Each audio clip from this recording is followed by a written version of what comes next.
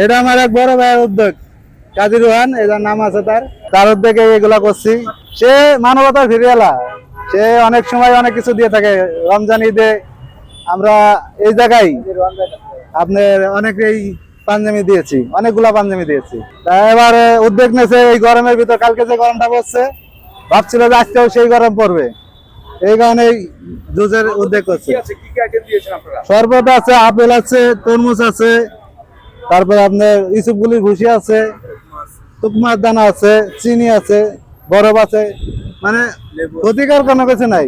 এটা আমার প্রতি বছরে বরং ঈদের রোজার ঈদের এখানে রিক্সা চালাতে শুরু করে প্রতি মাসে আমার দেওয়া হয়। এটা আমার নিজ উদ্যোগে, কারো কাছে কোনো টাকা পয়সা কোনো কিছু না, এটা আমার নিজের টাকা নিজের আছে। এই মানে এটা কেন এই জিনিসটা আমার কাছে ভালো লাগে, উদ্যোগটা এই, আর কিছু না। এটা একটা শান্তি পেয়ে, এর বেশি কোনো চাওয়া পাওয়া কোনো চাহিদা কোনো কিছু না। রোজার ঈদ গেছে, ঈদ উপলক্ষে দিলাম, এখন একটু গরম পড়ছে এর জন্য দিচ্ছি। আজকে একটু গরমটা পড়ে নাই, ভাবছিলাম হয়তো গরম পড়বে, কিন্তু গরমটা পড়ে নাই।